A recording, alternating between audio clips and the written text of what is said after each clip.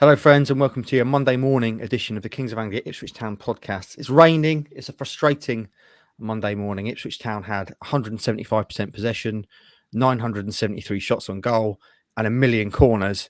But unfortunately, they lost at home at the weekend for the first time this season. Stuart Watson, who did they lose to? Lincoln. Are you sure? Because you said Cambridge all weekend. Even your report, by the way, said Cambridge. Oh, did it? Yeah. Your post-match McKenna stuff was titled McKenna Cambridge. Good. But so that was just what it was saved as in the system. It didn't actually... Oh, no. Don't worry. Yeah. Phew. I had a complete blank on that. I did the post-match video with Andy as well. I get these little brain farts from time to time. Was it just that it felt like basically the same game? Is that what it was? I think that might have been part of it, yeah. Or maybe just all these sort of League One games are just blurring into one now, and I'm just in the twilight zone somehow. I don't know. They did, though, lose to Lincoln City, for those noting it down, 1-0 at home, and we're about to break that down. You've already heard the doctor. He's with us today, clearly. Two other men with us today. I'm going to start, first of all, with my wife's favourite king, and that is Ross Halls. Rossi. Housewife's favourite. My wife is a big fan. My wife's a big fan of yours. Let me tell the story. So a couple of weekends ago, I'm sitting here on a Sunday, as I do, post Morecambe, sitting here on a Sunday, watching game day, to see what the fans are saying and also to do a bit online. Wife comes upstairs, she says, "What are you watching? That shit podcast you do." She's a big fan, very supportive, she says. And then she came and stood behind me while you interviewed Eric Morecambe. And she went, "Do you know what? He's really good, isn't he? He's really good." She said, Can he not just do more stuff on his own? I'd probably watch that rather than the rest of you." So there you go. You're backed by Mrs. Heath, Roscoe. How's it feel? Thanks, Liz. Appreciate it. I need all the support I can get, to be fair. So I get picked on a lot. But thank you. Who picks on you?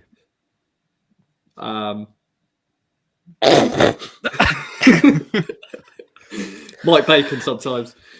Look, this is an ongoing issue with HR, and it can't be discussed because it would prejudice any hearing. So let's just move on. All right. Rossi, you were in Dublin last week, though, weren't you, my friend? How was that? Was it a stag do with the lads? What was the occasion? No, it was just a nice little trip away with the missus. We wanted to have a nice sort of city break, and we thought Dublin would be nice. You know, I like my beer, don't I?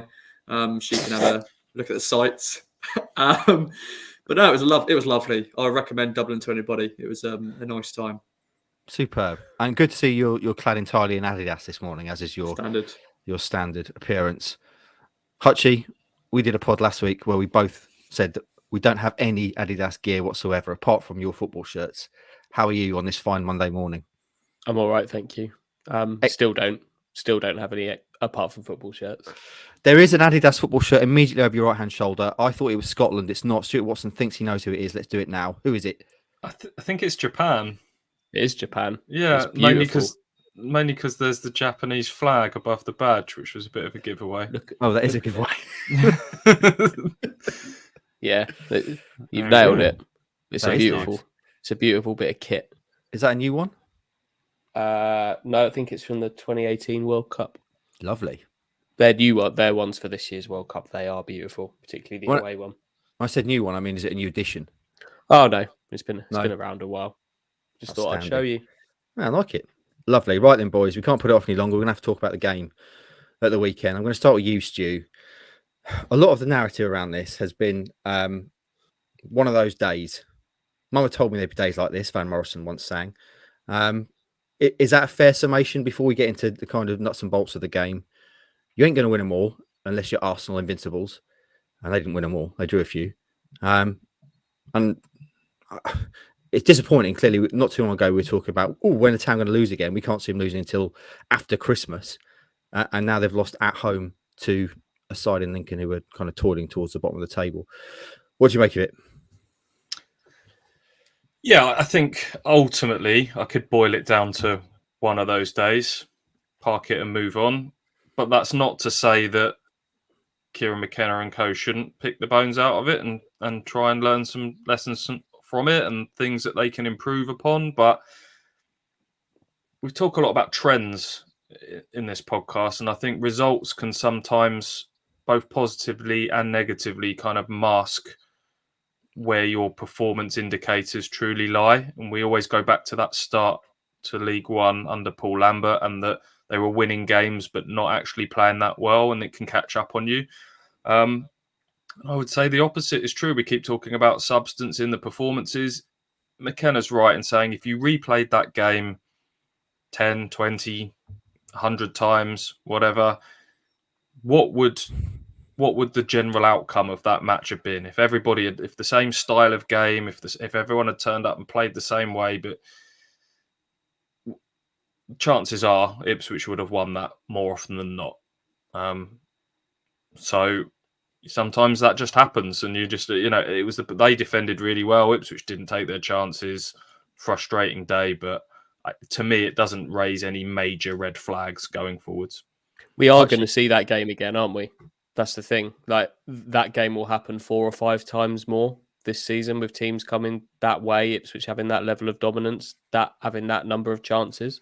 So we are going to see it again. And we've seen it already, haven't we, in Cambridge? Hence why I kept saying Cambridge, and they won that day. If they'd lost to Cambridge and then lost to Lincoln, you start to go, okay, this is a bit of a pattern emerging here. But they've shown that they can win that type of game already this season. So that's why it doesn't majorly concern me, because that, like you say, that game will come again, and they'll win a game like that again. I'm sure they will.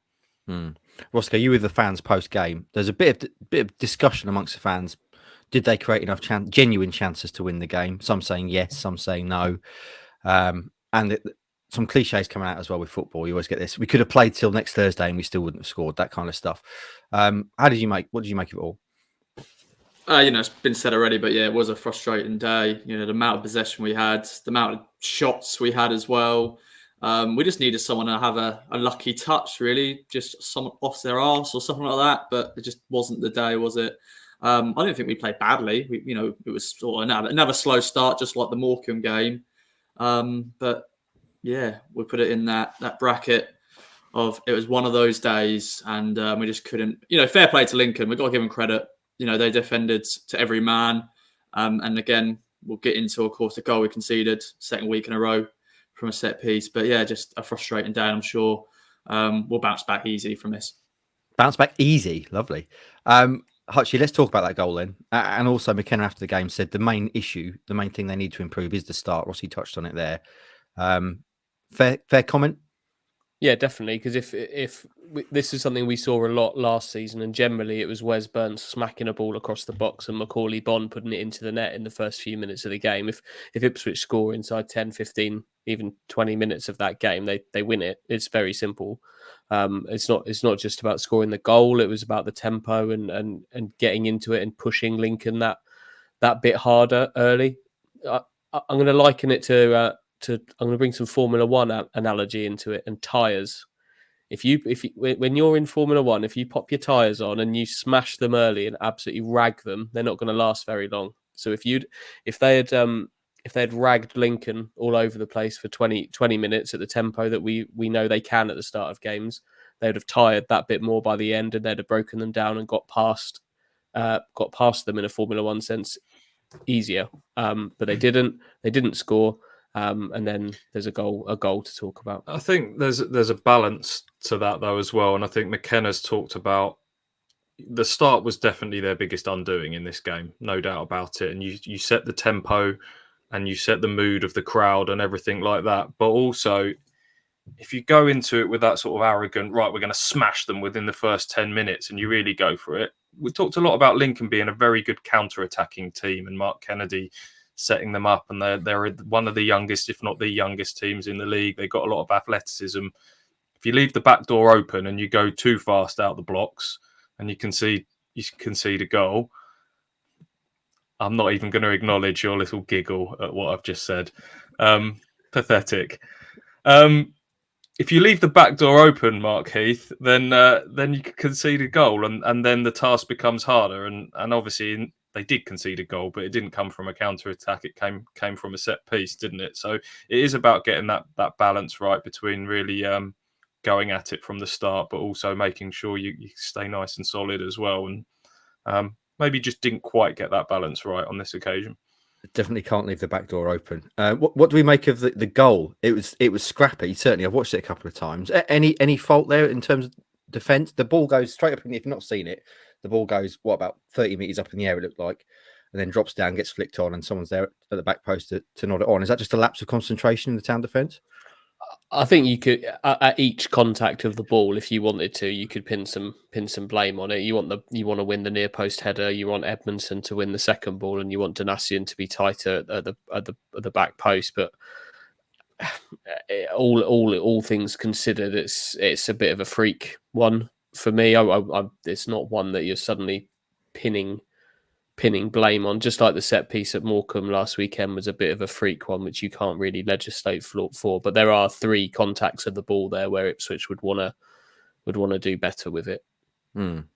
Rossi, I've asked the boys about this before, but you touched on it already. That's 2 set piece goals in 2 weeks. They've conceded now 8 goals by my estimation in their last 6 games. Only one clean sheet in there. Is this something we should start to be concerned about? Ipswich Town don't concede goals under Kieran McKenna, and yet they are pretty much every game at the moment. We've been found out, boys. We've been found out. It's part of football, isn't it? I think we're never going to go a whole season like, we were joking about unbeaten at home, never concede goals and stuff like that.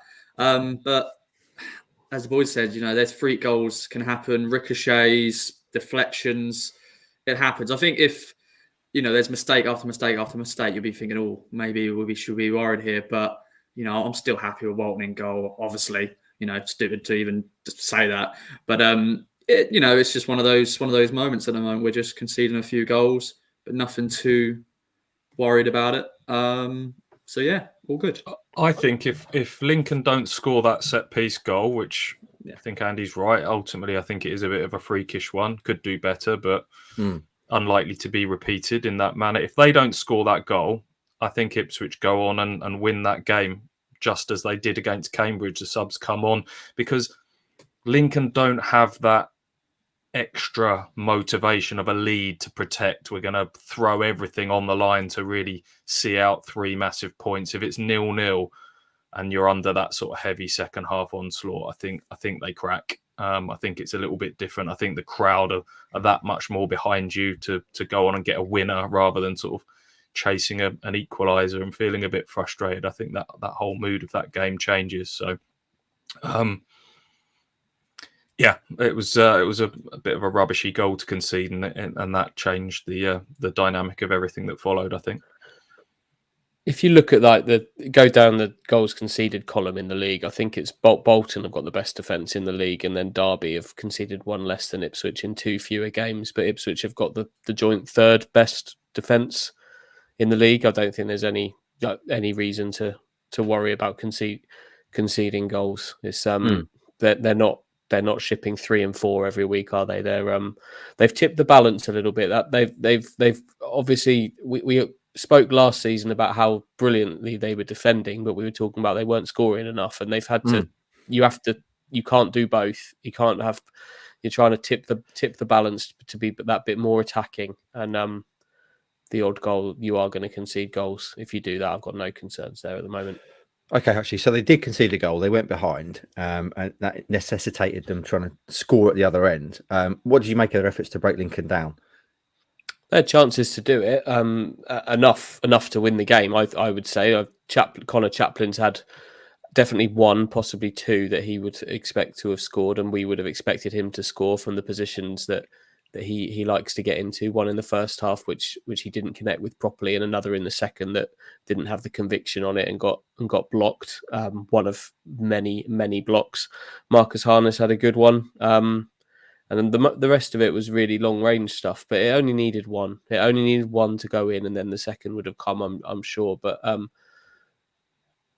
they kept pushing, but Lincoln was sitting deeper and deeper and deeper. You're not going to create those brilliant clear cut moments inside the box in that, because it's so crowded. You're going to have to find a way to score one, I think, and just didn't happen.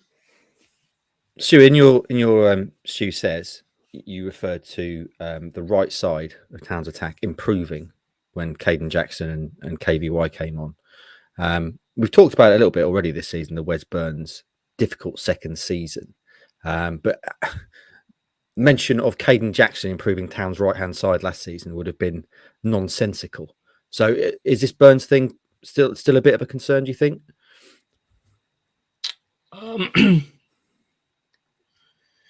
Concern's a strong word, isn't it? I'm not saying that Wes Burns still isn't a good player and isn't going to reach his level. He hasn't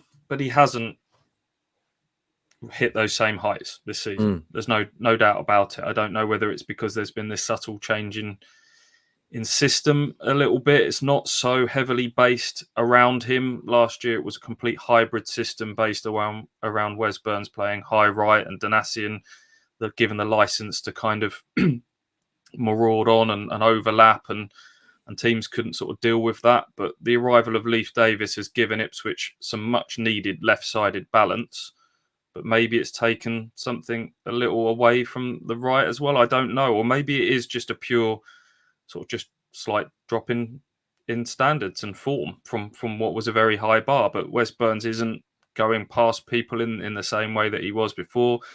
Donacien isn't getting up in support of him as much. Those two had an off day, I thought, combined, and that was part of the issue with Ipswich not being able to find a breakthrough. I thought at the weekend for sure. Have you got any thoughts on that, Hutchie? Not too long ago, you were talking about Wes Burns looking like he'd found his shine, his glow, his lustrous hair. What do you make of the Burns conversation? He had in that game. Yeah, this was an off day. I think the balance was much needed for the team, and taking the focal point away from the right side was what was needed. And with that, you're not going to be talking about Wes Burns after every single game because he's not going to have so much of the ball. I do wonder whether, and I haven't looked at heat maps to back this up. This is anecdotal, but I do wonder whether he kind of maybe benefited from a slightly deeper starting position, Burns, because if you're a player that wants to get on the ball and run with it, by playing as a wing back, you're naturally, I would imagine the heat maps would show his starting position is that little bit deeper, which is possibly easier to get on the ball and start a driving run. Whereas now, if he's playing on the right of a sort of a three behind a striker, it's that bit higher and the space just isn't quite there to run into. The system probably also means that Donacien's more of a right back than the licensed kind of runner from the right of defence. And I wonder whether having the support, the decoy man, not quite in the same way isn't working for either of them. Yeah, because they're a pair, aren't they? Man. Yeah, Janoy, I bet there's loads of times where if you looked at when Wes Burns did his best stuff is when Janoy takes someone away from him and creates that space that allows Wes Burns to get. Wes Burns needs space. If you can isolate someone 1v1 and there's a big space in behind, then you're in trouble. And those spaces aren't quite there at the moment. And I guess Janoy can't go forwards with carefree abandon as much because Leif Davis is doing it from the left and you can't both go at the same time. And again, it's about a balancing act, isn't it? But Jackson and Kane Vincent-Young both came on as a did they come on as a pair? I can't remember. They came on sort of late on, didn't they? And injected a real bit of pace. And Kyle Edwards as well. Suddenly they had players that wanted to go at people 1v1 and break the lines. And maybe that's something Ipswich lacked throughout this game is when a team is so deep, so compact, you have to have players that can go past people and take opponents out of the game and create overloads. And it was all a bit sort of behind Lincoln, wasn't it? And allowed them to sort of just sit with men behind the ball. So that changed the dynamic when those sort of players came on. I thought Kyle Edwards again made a difference and Jackson and Kane as well, to be fair. I didn't see either of the games that Kyle Edwards played against Cambridge and Morecambe. I wasn't here, but that's the first time I've personally seen Kyle Edwards kind of play in the way that I want Kyle Edwards to play. He looked like the bit was between his teeth. He looked like he was enjoying himself and playing with kind of a bit of freedom. Street footballer. There was the one where he kind of drifted into the middle of the pitch and like fainted past one and put one on the floor and had a go at goal there. And that's the Kyle Edwards that I think could do real damage for Ipswich in those attacking midfield positions. I'm glad this team now isn't set up in a way that he needs to kind of work his way in as a wing back, because that was never something I thought would be for him, but it is now. Rossi, were you surprised that Kyle Edwards didn't start? He's been really good last 3 games. Obviously started the previous game, and then he's coming off the bench again in this one. Yes and no. I think, it's always good to play players who are in form, and, he had a good game, of course, against Cambridge, and then, the Morecambe game. I think some people were surprised actually he was starting against Morecambe, because they thought, well, maybe this wasn't his game, a tight pitch. Morecambe were going to do what they're going to do, the nasty, as the goalkeeper said. But no, I thought this could be a good game from the start, but he didn't. I think it's just Kieran McKenna likes to get us guessing, don't he, really, in terms of who's going to start this position, that position.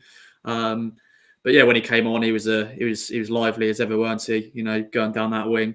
But yeah, McKenna likes us to guess in certain players in certain positions who's going to start. Even if they had a good game last week, they may not play that week.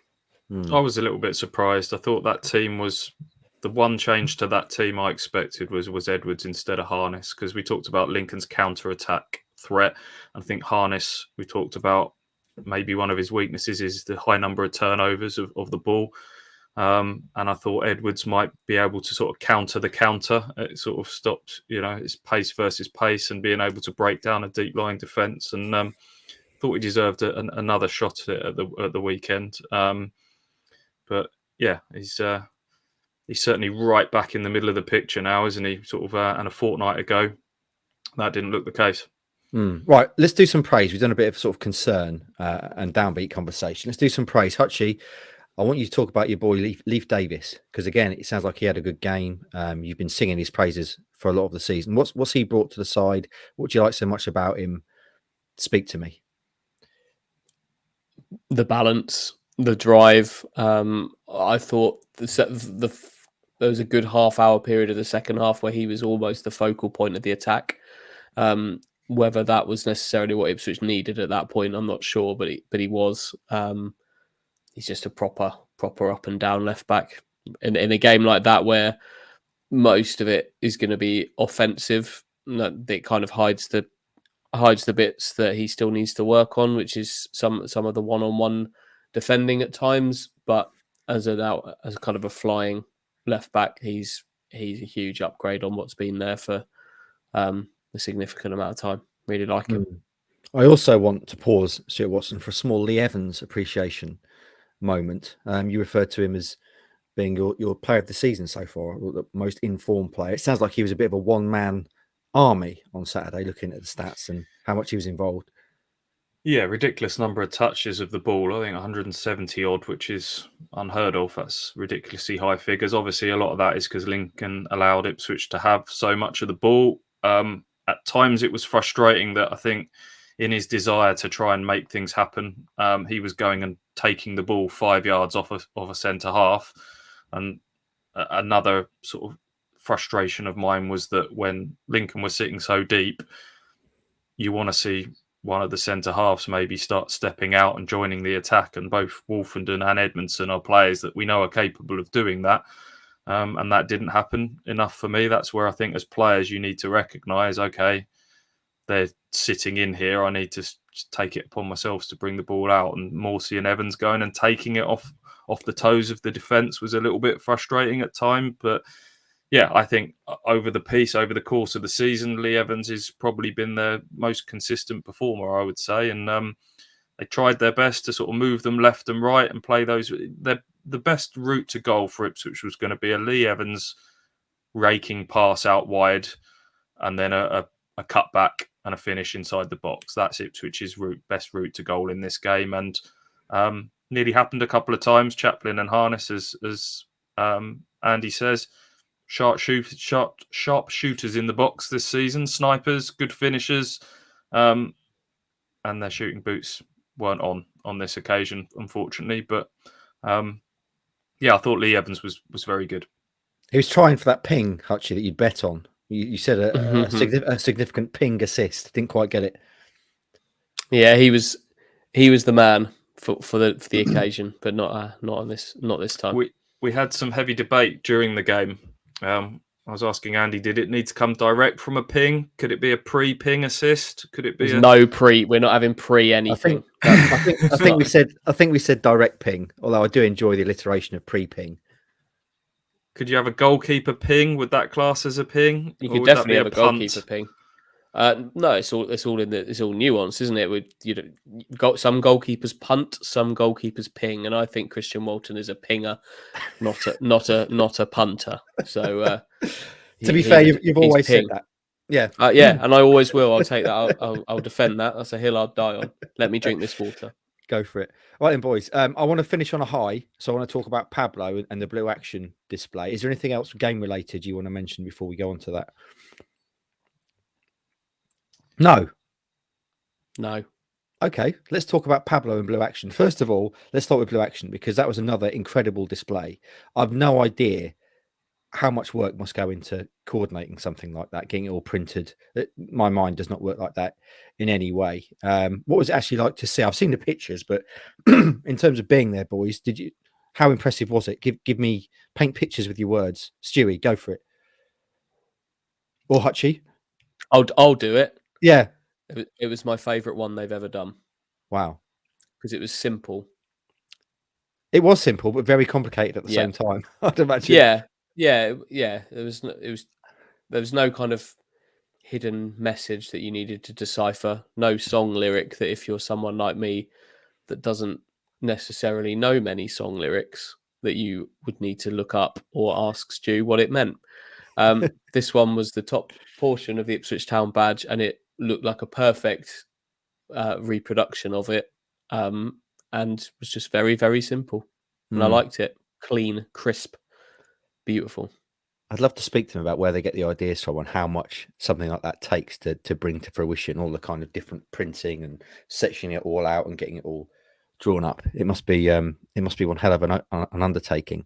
And as part of the kind of vibe, the atmosphere, obviously a lot of people in there, lovely display, Stewie. Also lovely to see an icon of the past, Pablo Canago, return. What was that like?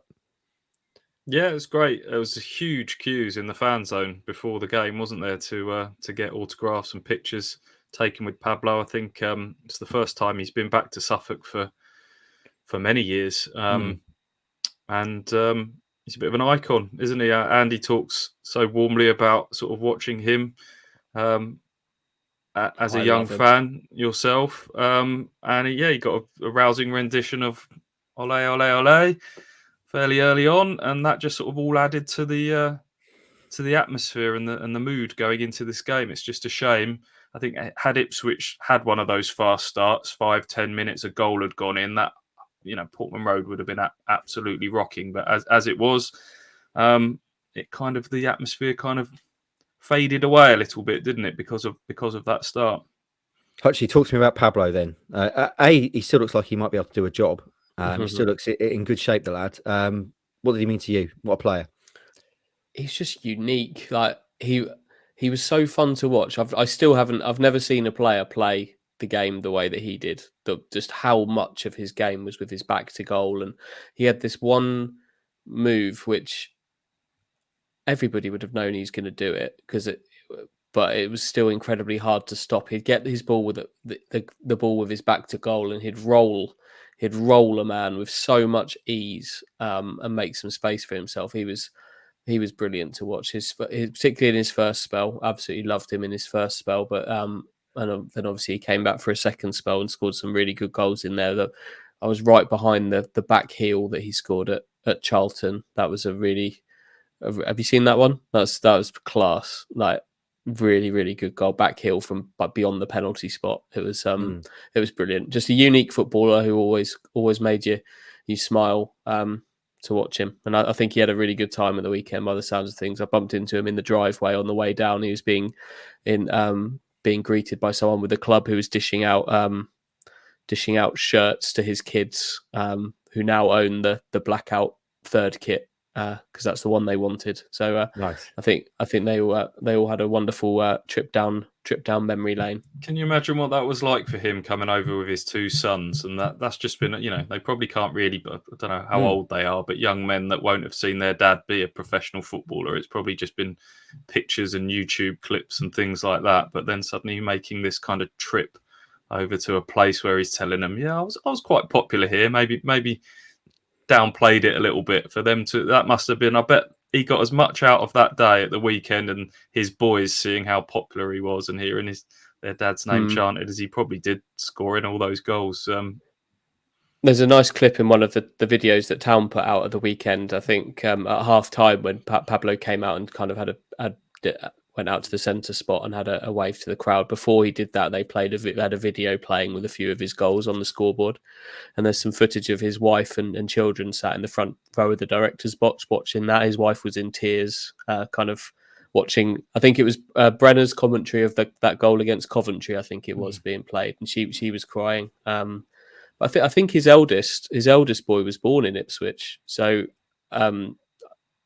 Obviously, he hasn't been back here for 10 years either, so he probably has very little. I did do an interview with him a few years ago. I can't remember why, and he was saying about how his boy had started asking questions about being born in Ipswich and when can we go and see it and stuff. But credit to the club for getting him up the training ground with Matt Holland and showing him the respect that former players of his ilk deserve. It's not always been the case in recent years, and also huge credit to Malcolm Thompson of the Kevin Beattie Foundation, who was the man who set all this up in the first place as well, lest we not forget. So that was really nice at the weekend. Ross, talk to me about Pablo Canago. Benson's barking, so I need to go on mute. I love Pablo as well. I echo both Andy and Stu's thoughts. And it's always good to bring back icons of the football club, and they're always appreciated. And I think, as the boys said, I think he probably doesn't.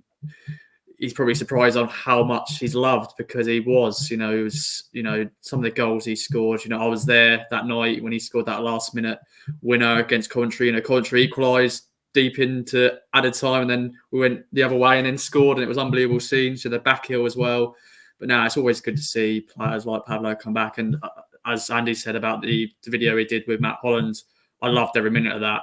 I was actually at the airport watching that on the way back, and I was smiling, and just sort of goosebumps seeing it, because it was it looked like he just loved being back at Playford Road and bumping into some familiar faces, John McGrill and all that sort of stuff. So it's good to see him back, and I'm sure he'll come back sooner rather than later.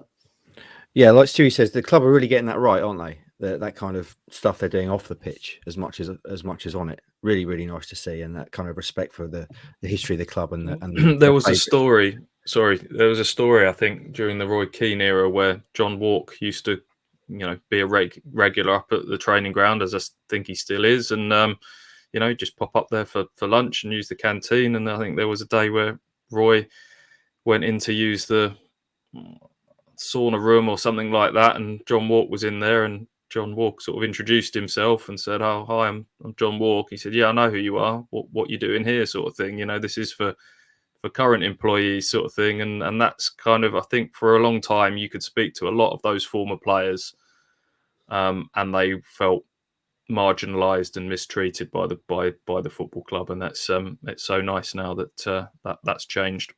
That doesn't sound like Roy Keane to me, Stewie. He's such a warm, cuddly character normally. Have you seen that on a Roy? Did you see that clip that was doing the rounds? You probably saw it. Keane at the NFL game. Someone trying to get a selfie with him. Yeah. Not having it. Absolutely disgusting. I'm watching the game. Yeah, I'm watching the game. It's like looking at them like he wants to kill them. Anyway, friends, let's move on. Ipswich Town lost at home, but we'll park it under one of those days. And as Ross said, they're going to bounce back easy on TV against Derby on Friday night. Friends, by way of kind of moving the conversation on, there's been a little bit of tinkering to the side in recent times. So I just thought it'd be worth asking you at this point in the season, what are we 14 games in, what you think the actual best 11 is. Now, I know you go, well, it depends on the game and the opposition, that kind of stuff, but all things being equal, who are the best 11 players that you could put on the Ipswich Town side of the ball? I'm going to start with you, Rossi, because I know you have utter disdain for lineups. And I know if I let you go after the boys, you just go, yeah, I disagree with what they say. Damn it. So I'd imagine there's really not a lot of conversation. I mean, So back five is pretty set in stone, isn't it? And then I'd imagine you're going to say Morsy and Evans in midfield. So it's really the kind of top of the pitch, those positions there. Who would you, I'm assuming that the rest of the team is set in stone. Do you agree? And B, who would you put in those top 4 positions on the pitch? Yeah, I was going to copy Annie and Stu, to be fair. That's my normal go-to for these sort of things. Yeah, it's not much change, really. You know, Walton, JD, Wolfenden, Fridge, Davis, Evans, Morsey. And yeah, it's the front 4, really. Burns has got to start, really, and see. Chaplin, I think, is a bona fide star as well. I do Burns, like Chaplin. Burns doesn't have to start. It's your team. I mean, Stu said a couple of weeks ago, didn't he, that he's not an automatic. But you think he's still the best option? I think so. Chaplin, and then I'm starting Ladapo up front. I like Ladapo. He didn't have the greatest game on Saturday, but I think he still offers a lot up front. And then it's between Harness or Edwards here. I want to go with Harness. I like Harness too. Yeah. Why? I like him as a player. I like Edwards as a player as well. Once again, the boys will probably explain better, but I think Harness and Chaplin work well together, and I think that's why I'm doing that. So you basically top 4. You got Ladapo up top, Harness left, Chaplin centre, Burns right. Hutchie, tell Ross he's wrong. No, I've exactly the same. I honestly don't think there's at this point. I don't think there's an awful lot of an awful lot to discuss about this at this point. I think it is Walton, Danasian, Wolfenden, Edmondson, Davis, Morsey, Evans, Burns, Chaplin, Harness, Ladapo. I think Edwards is making a really good case for an inclusion in that. But for me, he's not there yet. Granted, I didn't see either the Cambridge or the Morecambe games, but yeah. And then Ladapo, I think it is that at the moment. Okay, not a lot to discuss. I'm pleased I brought it up. Stewie, what are you saying? And also, I want to, if there's not much of a conversation around the best 11, then tell me who you think may be in the conversation. Say if we have this in another 14 games, who may be pushing into that conversation. You know, I work on a traffic light system, Mark. You're either green, amber, or in the red zone. Absolutely. That 11 that Ross and Andy have talked about, I would say, is the working 11. That if the season finished now, they'd be the ones that probably have the most starts amongst them. But there is one or two in the amber zone at the moment. Wes Burns is one. Harness isn't a nailed on starter. It's a really boring thing to say, but it is a squad game, and it is a squad that will probably play its part in Ipswich having success. And McKenna comes up with these horses for courses game plans at times. Maybe you can overcomplicate that and overthink things a little bit when sometimes you've just got to try and go with what you think is closest to your best 11 and stick with them at times. I'm a little bit frustrated around the conversation around Freddie Ladapo and strikers. And, you know, as soon as they don't score, that was the first game that Ipswich haven't scored in the league this season. And straight away it's, we haven't got a 20-goal season striker. It's such a simplistic thing that people, you know, when teams don't score, play another striker, should be 2 up front. Our striker's not good enough. Chaplin and Harness missed the 2 best chances of the game at the weekend. We've talked about the right side. We've talked about maybe the defenders not joining the attack. We've talked about a lot of things that were far higher in the concerns category than the central striker didn't do well enough in that game. That's just a little bugbear of mine, that one. Don't read Terry Hunt's column today, Stu, is all I'm saying. He's not a big fan of Ladapo or indeed Caden Jackson. In fact, he's saying that when January comes around, Town have got to go and spend big money to get a fox in the box striker. That's what he's saying. So make of that what you will. Let us know what you think. If obviously there are some amber zones in this, Stu, but like I wouldn't, and that's fair enough. Of course there are, but I wouldn't say there are any of the kind of that what we would maybe class as the bench options that are anything out of the amber zone at the moment. Like John Jules is an amber zone player for me at the moment. Same with Jackson is an amber zone player for me. I know they'll need a bit of a run to have a go at things, but Edwards is the one that's kind of creeping up towards a green light. If I'm allowed to use your system very briefly, Stu. Granted.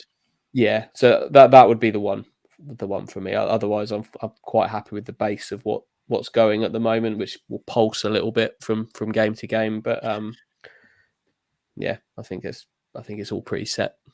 Rossi, when are you allowed to go through an amber light when you're driving? When it's about to turn green. Is that If it's not safe to stop. Yes, that's the correct answer. Excellent. Yes. When is your next theory test fail? Well, oi. That's what I was talking about getting picked on at the start of the podcast. No, you're right. I'll take that back. Yeah, I haven't booked one just yet because I didn't do anything for last week because I was in Dublin, and this week a pretty chock-a-block. So hopefully next week. But I've been told by a lot of people when I've been bumping into the Portman Road, I said, don't tell people about it. Just do it, pass it, and then you could make a nice surprise on the podcast. So maybe that's the way forward. No, I want to go live again. I thought that was good. Okay. I want to do that. Okay. Because then we're going to get the live scenes when you've passed. It'll be limbs all over the shop. How much Guinness did you drink in Dublin as an aside, Rossi? Sorry to any Irish listeners out there, only 1/2. I had 2. Right. Explain that then. Why the slash? Does that mean you threw up halfway through it? Or No.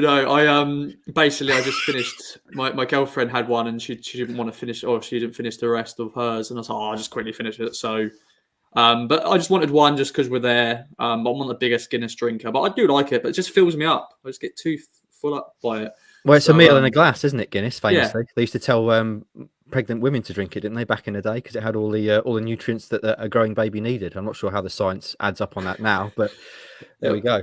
What was your weapon of choice then, Rossi? What were you drinking most of? What was something called Lamps? This is a lager, but it was something called Lamps. It was really nice and refreshing. I'm going to stick with it. I'm sorry, Rossi. What was the best thing you did in Dublin? What can you recommend to the people? Now you're surprised here. I actually went to a museum, boys. I went to a museum. Were you lost? No. Basically, it was immigration museum. So the history of just islands, immigration and the famine and everything and the troubles. But it was really entertaining. It was really visual.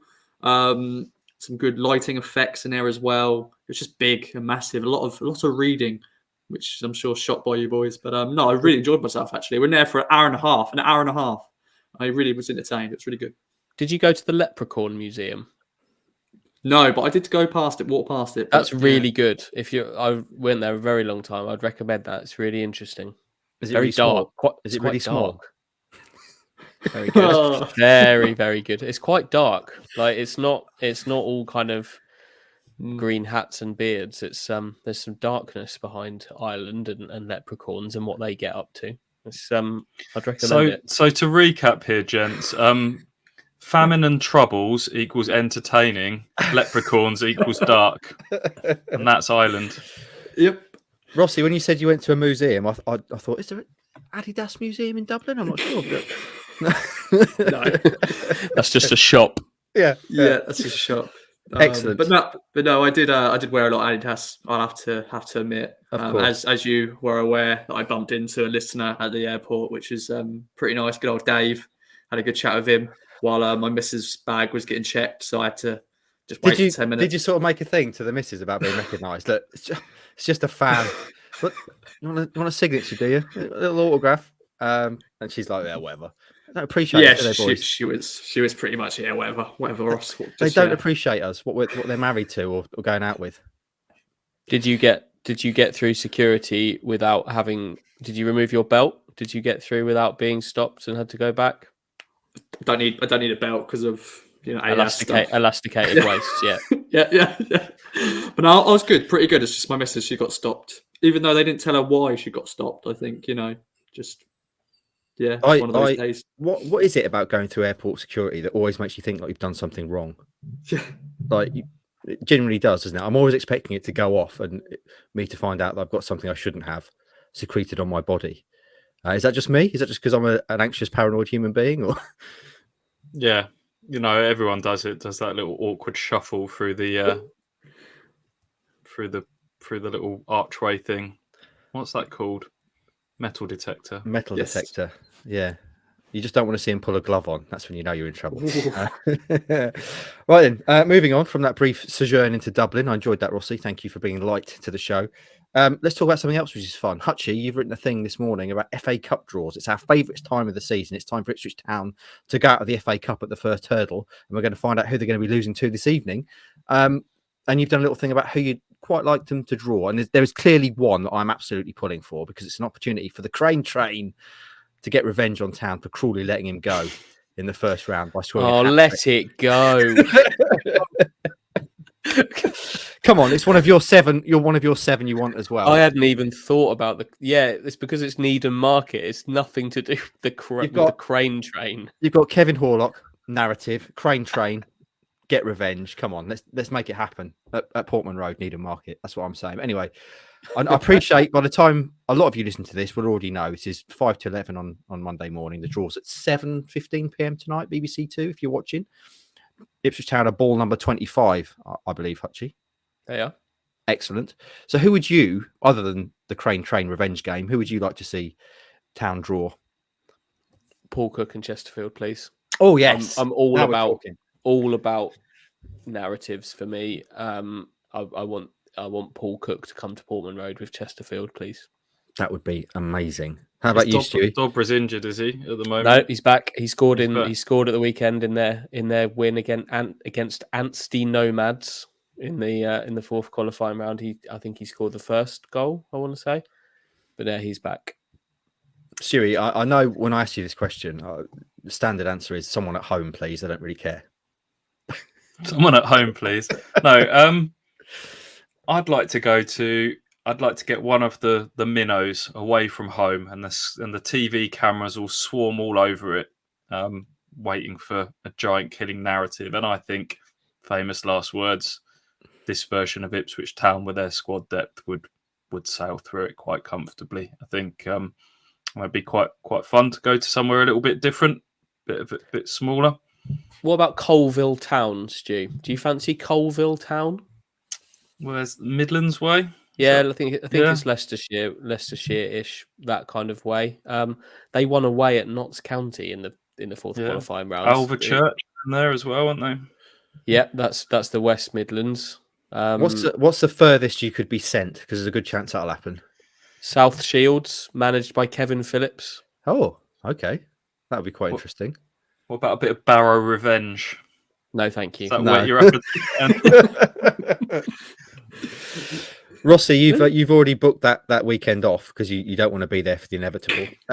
Who would you like them to play? Where would you like Andy and Stewie to be sent?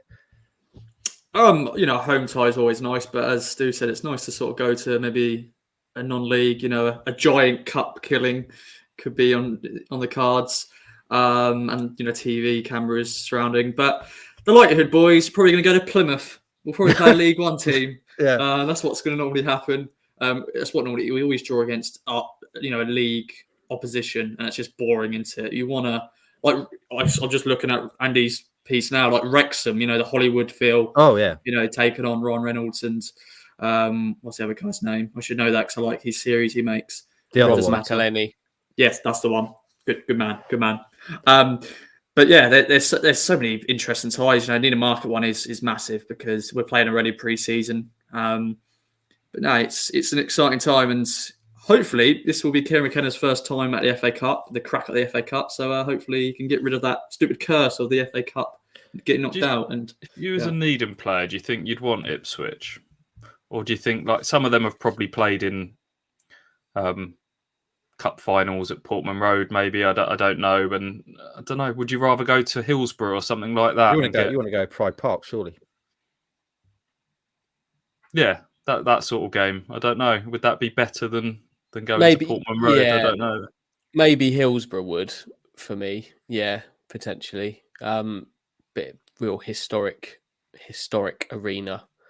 But it'd be a very different Portman Road experience for them, wouldn't it? Need them play a proper-ish crowd in. Obviously, the crowd wouldn't. We're not going to be talking 25,000 for whatever this game ultimately is. But I want an away game. I still really enjoy away games, but just not a League One team. If I had one wish, it would just be to not not be a League One team. And anything else I can get behind. I quite fancy going to York's new stadium. Oh yeah, well York's lovely, beautiful place to go. We could have a really nice weekend in York. Tremendous. There's some really nice spa towns in there you could potentially go to. While you're finding that out, so nice. you've already guaranteed they're going to smash a minnow in the first round. How far are we saying Town are going to go in the FA Cup this season? I'd like them to get to the third round. I don't want all of this. Oh well, all eyes on the league, and that's the priority. And I still firmly believe that some feel good factor in the cup can aid a league push rather than detract from it. And get to the third round. Give yourself the chance of getting Norwich.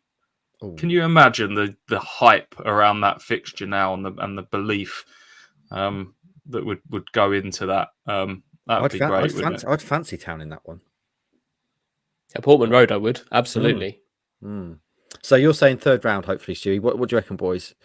Is third round the kind of I don't say minimum, but is that the kind of expectation we should have about this side?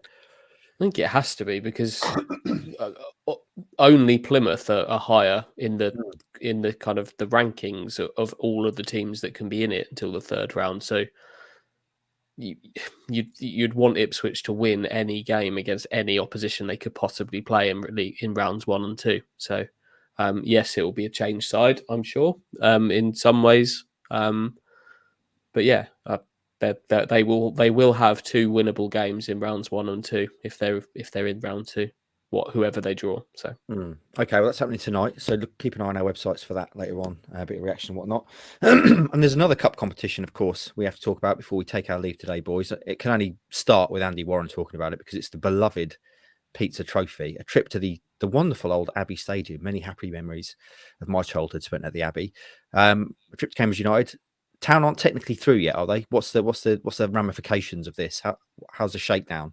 They just need a point, which they can get by losing a penalty shootout. Okay, so that's what they're playing for.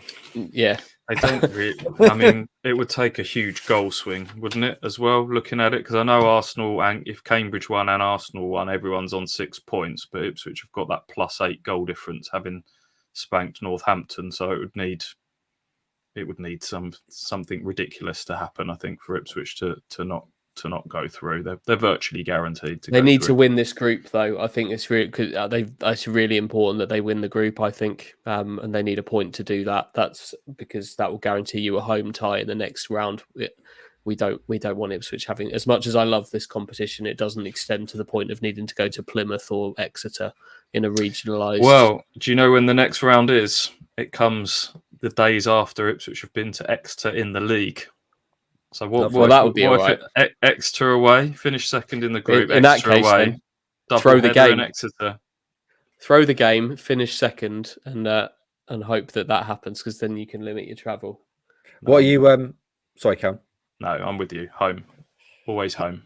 What are you wanting to see in this game, Hutchie? Players, etc. It might be the first time we see Panucci Kamara. Is there anyone you particularly want to see get a run out?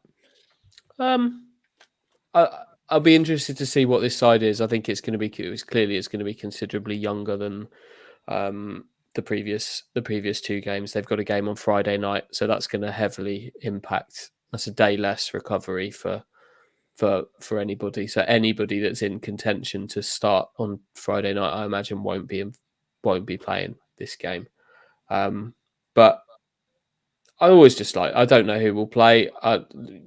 You think Kyle Edwards might play, but then if Kieran McKenna's thinking, actually, Kyle, we want you to start Friday night, probably don't. So I think we'll get a fairly decent indication. Looking forward to seeing Kamara.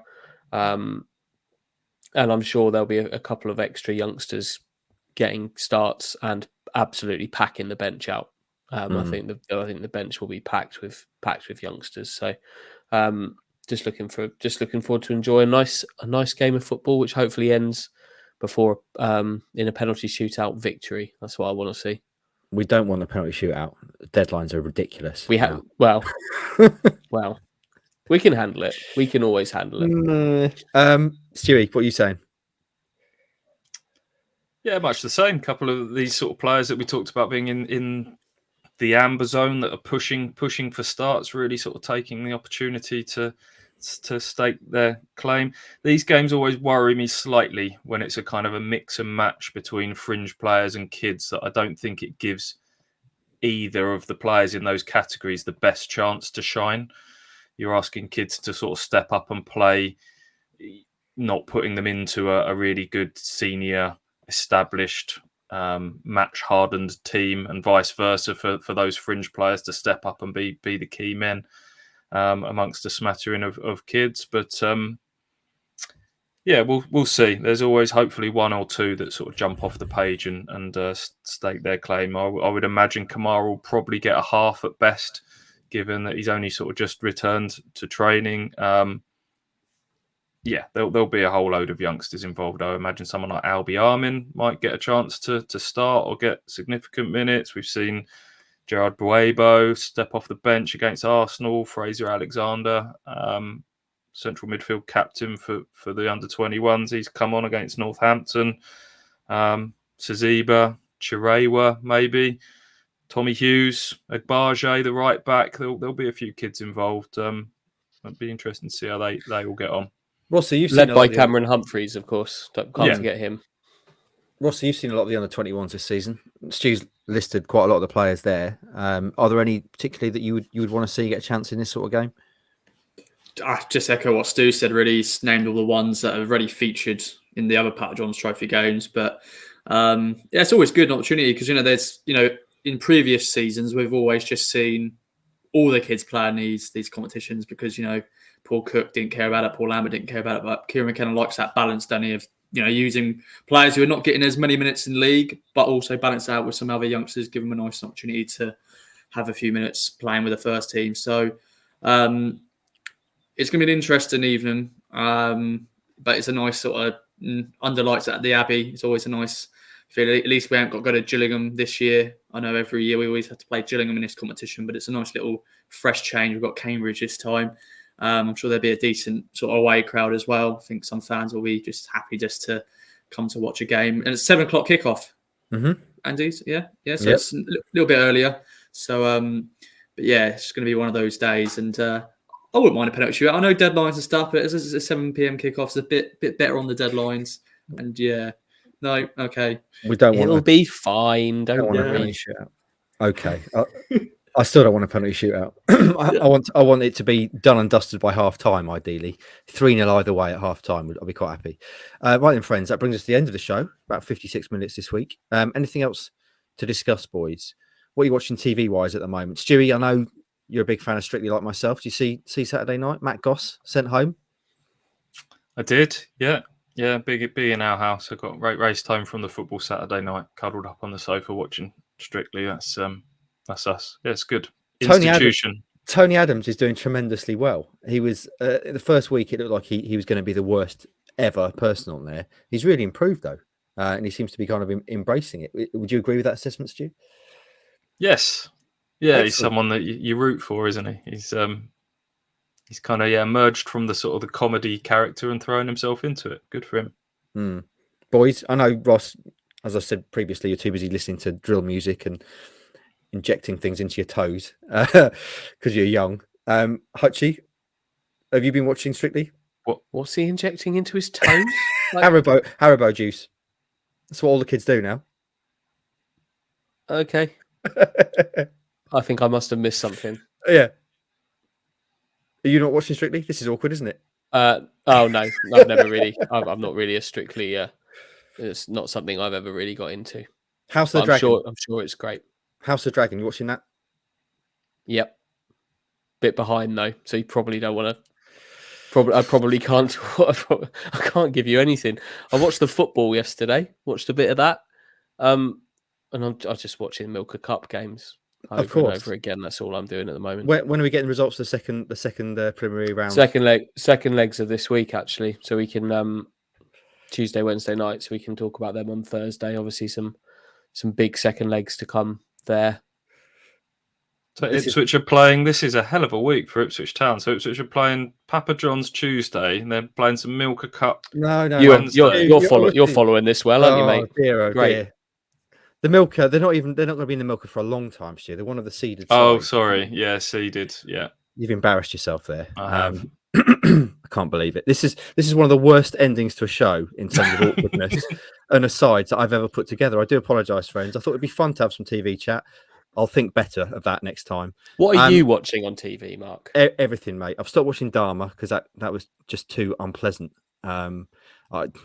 I'm sure it's very good. The first one was good, but the rest of it's just got a bit too unpleasant for me. So I'm mostly watching House of the Dragon at the moment, which is really good.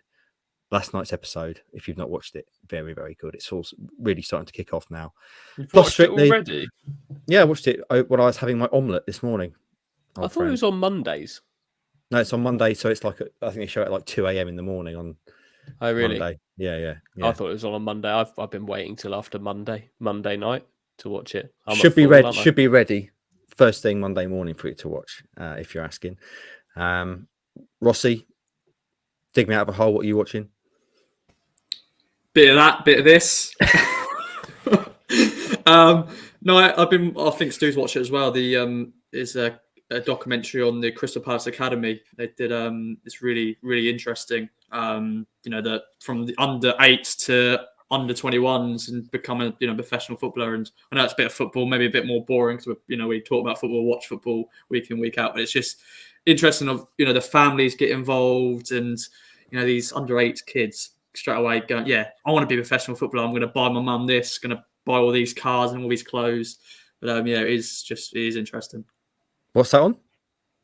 Channel 4, I think it's Football Academy or Football Dreams Academy, something like that. Nice. Yeah, Google it. Sounds interesting. I've got one recommendation. Lego Masters Australia. It's one of my favourite things. What's that? Is that Netflix or something? Might be Channel 4. No, I don't know. Don't hold me to that. You have to look it up. But yeah, it's like the Bake Off for Lego. Is that as the name suggests, building mad things out of Lego? He says exactly that. Sometimes they blow them up. Sometimes they put them underwater. Sometimes they have to hang it off of things. Yeah, that's just this will mean nothing to Hutchie, but this is the DeLorean out of Back to the Future. Made it out of Lego because I'm just that cool. So there we go. Lego Masters, watch it. Right then, friends, I apologise for the last 10 minutes. Hope you enjoyed the rest of the show before we got to that point. I will never do that again. Hopefully the judging panel for the awards have switched off by that point. Yeah. Injecting what into your toes? Anyway, that's it then for this week, friends. All that is left to say is please support our sponsor, Manscaped. Use the code KOA. Thank you, Rossi, for 20% off and free delivery from all that excellent stuff they've got on Manscaped. It's far more than just intimate trimmers. They've got loads of stuff on there. So go and have a look and get yourself 20% off and free delivery. And also follow us across our social medias, Kings of Anglia on YouTube, especially Instagram, Facebook, and Twitter. And also, please, friends, a 5-star review on iTunes would be nice. We've not had one for a little while. It's always nice to get some feedback and it helps people find us in the charts. Monday's show is in the books. Ipswich Town go to Cambridge United in the Pizza Trophy tomorrow. Please, no penalty shootout. And then it's Derby County at home, wearing the black kit on the Sky TV cameras on Friday. Nothing can go wrong. Hopefully we'll be back on Thursday to talk about Tuesday night and also look ahead to Friday's game. Until then, have a great start to the week and we'll see you again soon.